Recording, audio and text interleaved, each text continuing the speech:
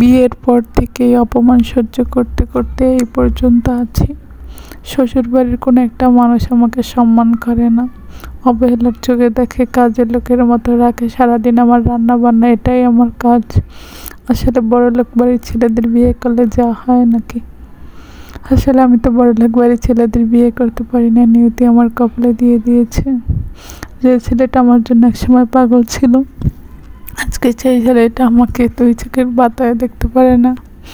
জানি না কি করেছে, অনেকে বলে কালো জাদু করেছে।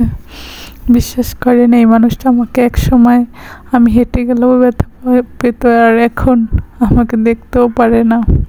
খুব কষ্ট হয় জানেন তো, খুব ভালোবাসতো মানুষটা আমাকে। যেদিন আমি এই বাড়ি বিয়ে করে আসছিলাম, ওই দিন সকালেই বুঝছিলাম যে এই বাড়িতে আমার কখনোই সুখী হব না।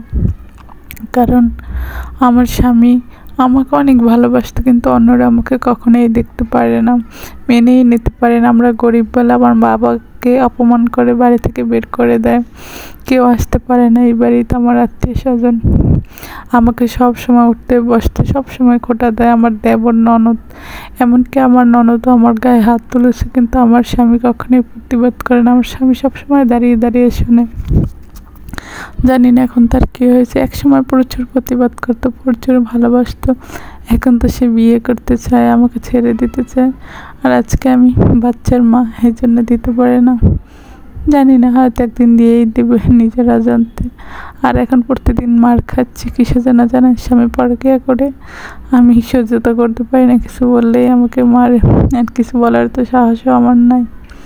এত কষ্ট নিয়ে জানি না এই বাড়িতে কতদিন থাকবো। এত অবহেলা, এত অত্যাচার, মারতে মারতে আমার শরীরের প্রত্যেকটা জায়গায় দাগ লাগিয়ে দিয়েছে, কোনো জায়গায় বাদ নাই।